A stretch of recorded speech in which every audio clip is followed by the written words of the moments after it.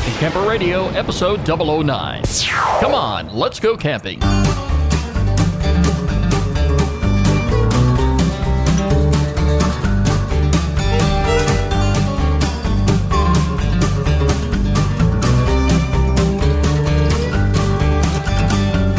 Oh, yes, here we are again, the Happy Camper Radio Show. Hello, everybody, and welcome. It's great to have you along. I'm Skip. I am a happy camper, and yes, you, my friends, can be one too. Happy Memorial Day, everybody. It's going to be a very, very busy one if you're going to be out there camping this weekend. And I imagine, Daniel, you're going to be on the road here again. Skip. I would just like to say, to start the show off, how do you play the banjo and do this podcast at the same time? It's just amazing. You've inspired me to start the banjo. You are just a talent on loan from God. There, Skip, don't start up again. Come on now. You're looking at me, but you don't see my toes in action. Oh, wow. Look at that. Oh, wow. So, yeah, I'll tell you what, I'm just absolutely sitting here shaking my head. Daniel, you just got back from a week-long trip in Virginia. You can't sit still for a moment. Hey, it's in my blood. Yeah, and that's quite obvious. And you are going to be leaving again in the morning. My wife is, I got to work, but right after work, I'm zooming right up there. Okay, so you're going to be off and she's got to work. No, I'm going to work and you're she's going to work. go That's up there. Good. That's a first. That's a first. You work and she's off. Well, hey, that's the way it works sometimes. Yeah, well, I'll tell you what. That's I feel for you, and I appreciate the invitation to come along. But the handyman part of me, the weekend warrior in me, is saying I've got to stay home with paintbrush in hand. So unfortunately, and I've got a 3-day weekend off too. That's why I go camping, to get away from the mess. Yeah, and I really should be going too. It's just you're going to pull away. I'm going to get jealous like I normally do. Anyway, Daniel, what I want to do is pass on to you the ceremonial campfire lighter, and I'm going to go ahead and let you go ahead and take care of this right now. All right, well, I gather all of our friends who have come to join us together. Is it hot in here, or is it just me? It's just you, I think. Okay. It's going to take a moment for this, but I want to gather all of our friends together and pull your chair up next to the fire. Make yourself comfortable. Just let the stress of everyday life roll right off your shoulders there. Because when you've come to relax, when you've come to talk camping, you've come to the right place. Camping is what we're about. Camping is all we talk about. This is the Happy Camper Radio Show. And for those of you going away camping this weekend, as well as those of you who may be getting together with family and friends, please take a moment to pause and think about the thousands and thousands of men and women who have fought for our nation and have paid the ultimate sacrifice. It's their special weekend, and please don't ever forget that on Memorial Day. And for the men and women in uniform who are currently serving, thank you, thank you, thank you for all that you do. I want to say something about that, Skip. So, I was in D.C. last week, like I said, and me and my wife, we were going from the Washington Memorial to the Lincoln Memorial, and in between there, to the right, is the Vietnam Veteran Wall, right? Mm-hmm. And we're like, oh yeah, let's go see it, whatever. Oh my gosh, when we got through just looking at the wall and the names, like a lump was in my throat, and I had to really hold back from crying. It is so moving. It is just, oof. Chills up my spine. That is something. But I'll tell you what, Daniel, it's going to be a nice weekend, at least in this part of town. And I hope for those of you who are going away that the weekend is just going to be the same for you. I just hate for you to get out there and get drenched like I did about a good month ago. But those things do happen. Get away if you can. Take your family along, and by all means, if you are venturing out this weekend, please download the latest episode of the Happy Camper Radio Show and take us along to the campsite with you. 404-537-2267 is our phone number here at the Happy Camper Radio Show. You can give us a call anytime. Daniel and I would love to hear from you. Leave your name, where you're calling from, along with your camping question in your voicemail. And Daniel and I will do the magic on this end. We'll get you on an upcoming episode and answer your camping question for you. Of course, you can always follow us on Facebook at facebook.com/Happy Camper Radio. And you can follow us on Twitter at Camp Talker. Now, Daniel, I want to make sure we get this straight. Before you go away this weekend, you are going to do the grocery shopping, and you're going to make how many trips? This is only a 3-day trip, right? Hey, I'm going to be like that lady in the IRS and plead the fifth, okay? Is that okay? Can I do that here, Skip? Oh, Daniel. Come on now. Listen. I'll tell you what, I reflected on that a little bit here when you mentioned that to me last week, because I do have a similar problem, but my problem is kind of good in a way. When I go ahead and prepare my camp menu, now, I don't care if it's just me. I don't care if my kids are coming along. I don't care if the family shows up from out of town and I have to prepare the menu. I do this very, very carefully. And every time I come back from my trip, I bring a ton of food home with me. And I make no additional stops at the grocery store while I'm gone. I can't figure it out. I try to do it right, but I guess that's a good thing to do. I just can't envision making all kind of trips to the store. Of course, like I say, you're much younger than me. You can do that, and it's well, we're gonna be with my wife's aunt out there, so we might just go out to eat. It's just over the weekend, so it's just a couple days. So I don't think we'll have to do too much shopping. Last week we talked about camp stoves, and very extensively we looked at many options that are out there. And I've got to say this. I don't care if I'm going away for 3 days. I don't care if I'm going away for a week. But somewhere in there on the camp menu are going to be the traditional burgers and hot dogs. I will not, and I repeat, I will not go camping anywhere unless the traditional hot dogs and burgers are on the menu. Burgers and hot dogs are as American as apple pie. When me and my parents went camping when I was a kid, we always had those hobo, what are they called? Hobo meals, like with the hamburger meat and the potatoes and the carrots. Like every day, every time it was the first day camping, we'd have that. We'd put it over the fire and we'd, grill it up or whatever. And that's what we'd have every day. We never had it any time else, but the first day we camped, that's what we're having. Who put that menu together? That's something my mom did. We wrapped it up in aluminum foil, and we put it on the grill. And I wasn't too fond of it, but whatever. You did take it home with you. No, I ate it. You fed it to the dog? No. No, but anyway, when I bring along the burgers and hot dogs, they get cooked accordingly at the campsite. And what I mean accordingly, under no circumstances will I ever, at a campsite, cook burgers and hot dogs in a skillet. Not going to happen, all right? And that brings us to our conversation today, which is grilling. It's one thing to Weren't you just doing that to me earlier, Skip, when you were telling me about how many trips I made to the store? Weren't you just grilling me? 'Cause I'm feeling a little bit hot right now. Yeah, give me my spatula. Sunny side up. Yeah, okay. All right, now, Daniel, I'll tell you something.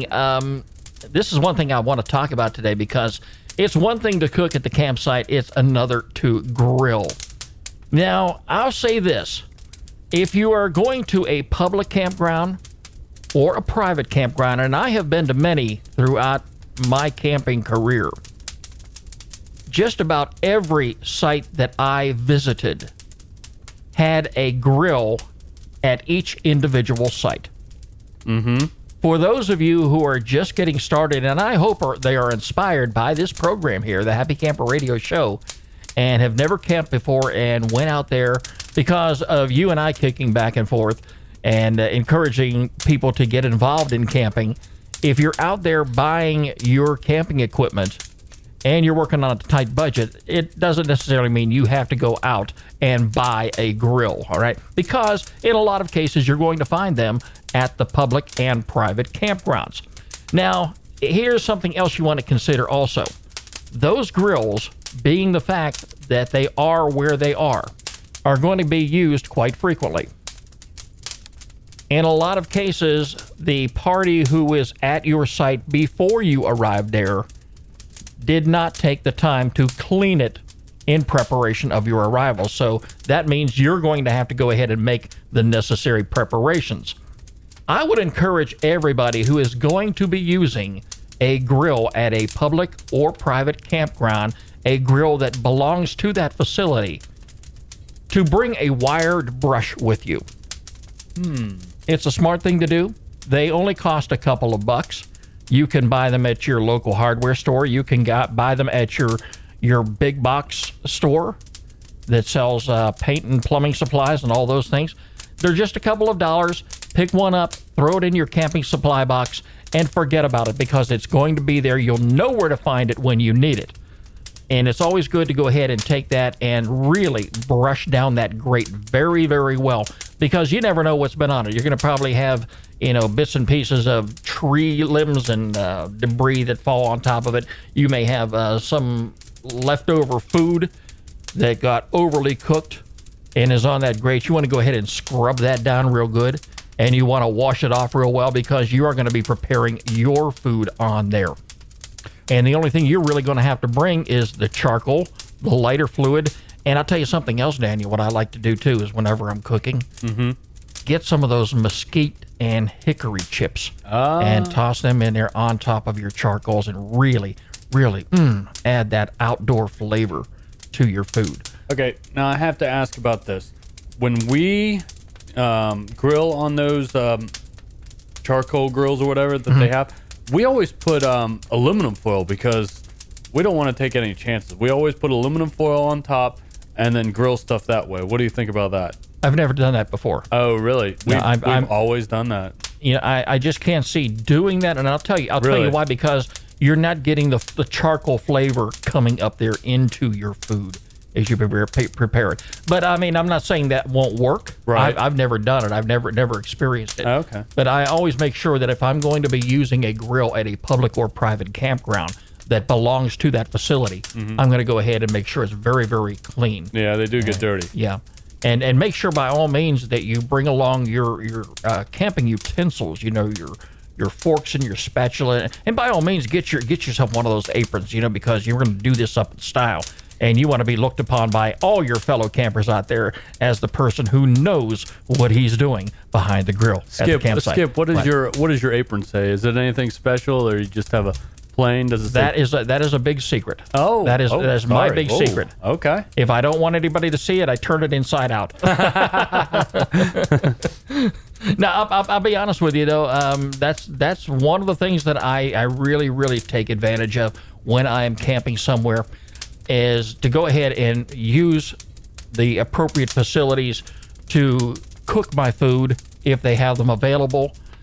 Now, let's just say you don't want to go ahead and use the public campground or private campground's grill. You have the option to go out there and purchase a grill, and it's not going to cost a whole lot of money. Now, Daniel, you see the grill that I have on my back patio. I've got one of those big barrel type grills. I do it upright. And it's not going to be uncommon for me, regardless of where I go, to take that grill with me. Oh, wow. You might want to say, well, where are you going to find the room for that? Again, keep in mind, not everybody has the ability to transport your gear like I do. I have a pickup truck with an open 8-foot bed on it. I have a trailer that I haul behind it. And I normally use that trailer to haul firewood when I'm going not too far away from home, because I've got plenty of wood behind the house, and I like to go ahead and throw that on there. And if I have some room and I really want to take that grill with me, it's just a matter of time. I can have that thing loaded up and tied down, and I'm going to take my own personal grill right there to the campsite. And then I can really be looked upon by the campers saying, hey, this guy's got it together. Let's go eat his food. We don't want to go to the grocery store again. Bring your own. I may cook it for you and everything, and you can walk away and say, wow, Skip the happy camper. He cooked my meal for me. And it tastes absolutely delicious. Was it burnt? No. But anyway, if you were interested in going out and buying a grill, if you don't have one, hey, this weekend is a great weekend to do that, because we've got Memorial Day. When we talk about Memorial Day, we talk about outdoor cooking. It can be on your patio at home. It can be at the campsite. So you don't have to spend a whole lot of money doing that. If you want to go to your department store in the camping supply aisle, you can find them there. They come in gas-powered grills. You can get them, just one of these little tabletop grills. If you want to cook charcoal instead of going the propane gas route, you can do that too. In just about every private and public campground, the picnic tables today are made of concrete. Have you ever noticed that, Daniel? Oh yeah. And I think they over the years, I think the government over the years got tired of people hauling away the wooden picnic tables and people taking them home for their own personal use. So what they did is they made it a little more difficult, and now they've got these concrete picnic tables. And if you've got one of those and you don't like stooping on over and cooking your food on the ground, you can go ahead and put one of these tabletop grills right there on that table, and you'll be the man of the hour right there as you prepare your food. One of the other things I want you to be careful of too, especially if you're bringing small children to your campground with you. Anytime, and I don't care if you're camping and you're firing up the campfire like we're listening to right now, or if you are cooking on a charcoal grill, or you're using a propane or liquid gas grill, or your lantern. Anytime that you have a fire source, you want to pay very, very careful attention to the whereabouts of your children and make each and every one of them understand the hidden dangers that are there. Also, it's very important for you to have an available water source, just in case any one of these appliances or your campfire get out of hand. Another thing that I've noticed over the years in many of the campgrounds, especially if you're going to a site that has water and electric, they already have a spigot there. So it might be good for you if you have a tent to go ahead and maybe just bring a small water hose along and have that water source available just in case you need it. But if you're going to be dealing with your charcoal grills, you're going to be dealing with hot coals, and you want to take extra precaution in having those grills and making sure that your children are safe and that you are safe as well. I want to remind you about our phone number again. Once again, 404-537-2267. That's our phone number. You can give Daniel and I a call here anytime at the Happy Camper Radio Studio. Today we're talking about grills. And with the Memorial Day weekend, it is a perfect time to grill, either at your campsite or on your patio at home. Now, what they have now, Skip, I don't know if you're aware of this. They have these one-time use grills. Have you seen these? Never. Evidently. I think you buy them at like the local drugstore, and it's just like a one-time thing, and you're good. You just use it and throw it away. It's very convenient. Now, Daniel, when you cook, and I know you've got this huge gas grill on your patio at home. Mm-hmm. It is a lot bigger and a lot more bulkier than the charcoal grill that I use. It's not the size that matters, Skip. It's the way you grill it. All right. All right. Now, are you going to throw that big grill in the back of your short bed pickup and take it up there with you this weekend? No. All right. So, what are you going to be grilling on? If we do anything, we'll probably use whatever is available to us. Maybe my wife's aunt might have brought something. But we'll probably use whatever is available to us. But like I said earlier, we'll probably put a sheet of aluminum foil over and cook it that way, just to be on the safe side. Something else I want to point out too, and especially to you, Daniel, because you need to be a little more educated on this subject matter. Educate me. always, when you are going to light your charcoal, you're going to use charcoal fluid only. Right. And you can buy that at the same place that you can buy your charcoal. Do not, under any circumstances, use gasoline to light your charcoal. Never, ever, under any circumstances. And here's something else you do. You don't just spray that stuff on there with the grates. You don't spray the grates because your hot dogs and hamburgers are going to taste really weird. You lift it up and you spray the charcoals, let it die down, let the coals turn white, and then start grilling. One time, for some idiotic reason, I just started spraying the charcoal lighter on the grill without removing the grate, and that was pretty nasty. And you actually cooked on that. I know, it was terrible. I was like, oh, I can't eat this. That brings up an interesting point. Before you cook your food, and I don't really want to get into menus here, and we've got, you and I both know that we've got a high-end caterer chef that lives next door to us here. All right, now he's right. And he's one of those types that will not, under any circumstances, because of his profession, release his recipes because they're a big secret. But anyway, I don't want to get into that, the recipe end of it here. But my question to you, Daniel, is what do you put on the grate before you put your food on there? Do you just cook on the grate itself? Like the grate at home, yes, but we have this little metal container on the side that we put the little hickory chips, or whatever you call them, on there, and yeah, we just do it that way. Now, some people will bring a can of cooking spray and spray on there. Yeah. The butter flavor type. Yeah. I'll tell you what I do, and this is a big secret, and I'll go ahead and let it out of the bag. I always, anytime that I'm cooking at home, I always make it a point when I'm cooking bacon to save the bacon grease. I put it in a jar. I add to it. I keep a lid on it. And I like to bring that jar of bacon grease with me, because after I have cleaned the grill off, before I light the charcoal, I like to put a good coat of that bacon grease. Now, this is just me. You may do things different. Right. Folks out there may have a better idea in mind, but this is what also helps really flavor my food. I spread that bacon grease right over the grate.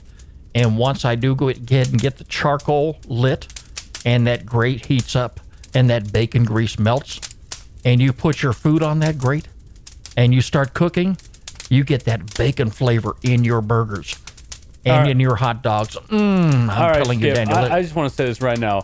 I am so glad you let me eat dinner before we started this show, because you're making my mouth water, even though Daniel, my stomach is full. you're never supposed to come to do this show on an empty stomach. You are never to be, but it probably wouldn't hurt for you before you leave on your camping trip to go to your grocery store and shop on an empty stomach. And this way you know very well that you're going to be buying all the necessary food plus, and you're not going to have to run out 4 or 5 times. Just make sure that you buy some extra Rolaids this time. Or there some we go. Thompson. Exactly. Exactly. That's so you don't have that problem. Okay. Your charcoal. Let's talk about that for a second. Now, you can go ahead and you can buy. You don't necessarily have to buy a huge, monstrous bag of charcoal. Mm-hmm. If you're going away for a couple of days, just a small bag will do, especially if you're just going to be cooking burgers and hot dogs for one day. If you're going to be cooking traditional food, like your breakfast and your dinner, I always like to make it a point to cook a big pot of spaghetti some night. And I'm going to use my camping equipment to do that. That's not necessarily something that I'm going to be cooking on the grill. But maybe just a one-time shot out there, I will go ahead and fire my grill up, or I will fire the grill up that's available right there at the campsite. And I'm going to go ahead and make sure I do that right. And I'm only going to require just maybe a small bag. So, if I've got that, a good friend of mine from up in North Carolina, he comes down to go camping with us. He gave me one of these neat little barrels, and I've got it out there in the garage, and that's what I store my charcoal in.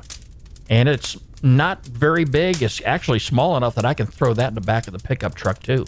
So I know I'll have my charcoal there as well. You can also buy some of these charcoal briquettes that are already treated. So all you've got to do is go ahead and take the match to them, and they'll light right up. It's got a very, very slow start. And, they're already primed and ready to go, so you don't have to worry about the charcoal fluid. But if, if you're going to be using charcoal, if you're going to be using lighter fluid, make sure you know exactly where your children are, because I have seen accidents happen up there, and one thing you don't want to have to be involved in is somebody getting hurt, because that will put an entire damper on your trip. Okay, now I think we missed out on something. How do you arrange your charcoal before you put your lighter fluid on it and light it up? Is there a certain pattern or configuration that you do? I mean, how would that work for you? I put them together like Legos. Like Lego. Okay.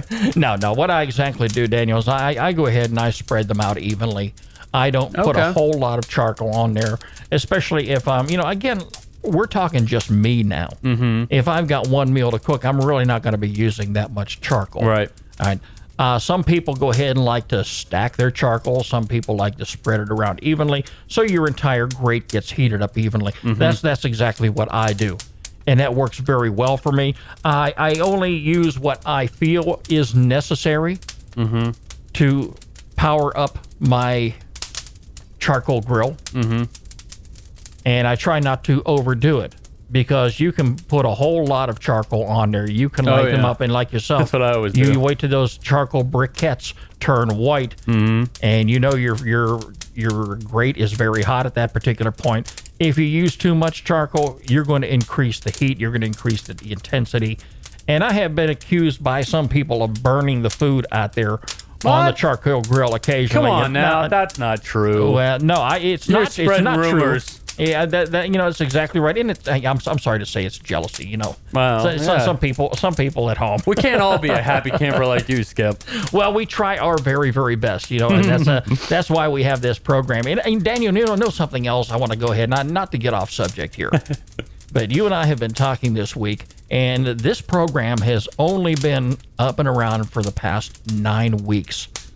And lately, we've been looking at some of the numbers, and I've got to say, I hope you are impressed as well as I am at the number of folks out there who have downloaded this program, right, and have made the Happy Camper radio show a part of their everyday podcast life. Well, it makes us happy. I have to say that. And I'll tell you what, I am just absolutely moved.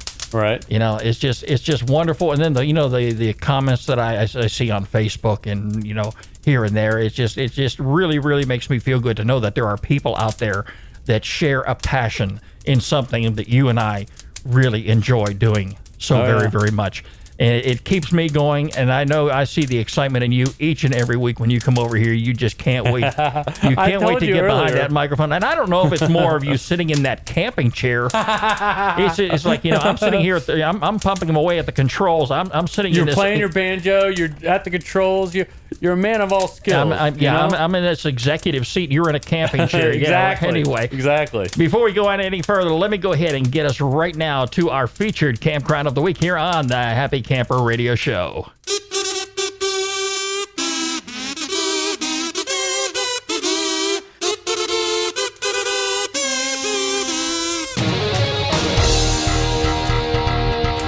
Oh, I've got a great place to take you this year, this week, this day, whatever, this Memorial Day. Daniel, we're going to visit the state of Maine. Vacation land. Yes, if you love the ocean, if you love an ocean view, the Seawall Campground in Maine, part of the Acadia National Park, that is our featured campground of the week on the Happy Camper Radio Show, and it is a member of the recreation.gov family of campgrounds. They have 98 available sites, and their season just got underway a couple of days ago. It runs all the way through September 30th, and they have on this particular website here, they make note that some of these sites you've got to walk into. So if you've got, if you want to get your exercise and you're not bringing too much stuff, I think the furthest you would have to walk from where you park your vehicle to where you go camping is something like 300 feet. And it's as small as 30 feet away. But it's a great place to visit. Again, if you like the ocean view, every one of these sites sit in the forest, and you are only a 10-minute walk away from the ocean. It is a large national park, 45,000 acres, consisting of mountains, lakes, streams, wetlands, forest meadows, and beaches. They're all found right there at this particular recreation site. Look at their website here. We've got it posted on our website at www.happycamperradio.com. Pay very careful attention at the bottom of the page to know before you go. Some of these things here you need to make yourself very, very aware of, and take a good look at them, and consider this particular campground if you are looking to visit the state of Maine, the northeastern part of the country, anytime this summer. It is a great place to visit. It's the Seawall Campground, located in Maine, and it is our featured campground of the week here on the Happy Camper Radio Show. And if you have a campground that you would like for us to feature on the program, by all means, give me a shout here. Skip, SKIP, at happycamperradio.com. Send me that email. Send me a link to the website so we can post it on our website under the featured campground tab. Daniel, that's going to do it for me. That's going to do it for you. And I know you're very excited about getting on the road. Please be safe. Don't burn the food this weekend, okay? Do your wife a favor and clean up after yourself at the campground. Don't have her do all that stuff.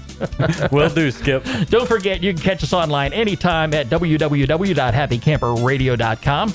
You can like us on Facebook at facebook.com/happycamperradio and follow us on Twitter at Camp Talker. The Happy Camper Radio Show is a presentation of Skip Huber Productions. I'm Skip. I am a happy camper. And yes, you, my friends, can be one too. You're listening to Happy Camper Radio.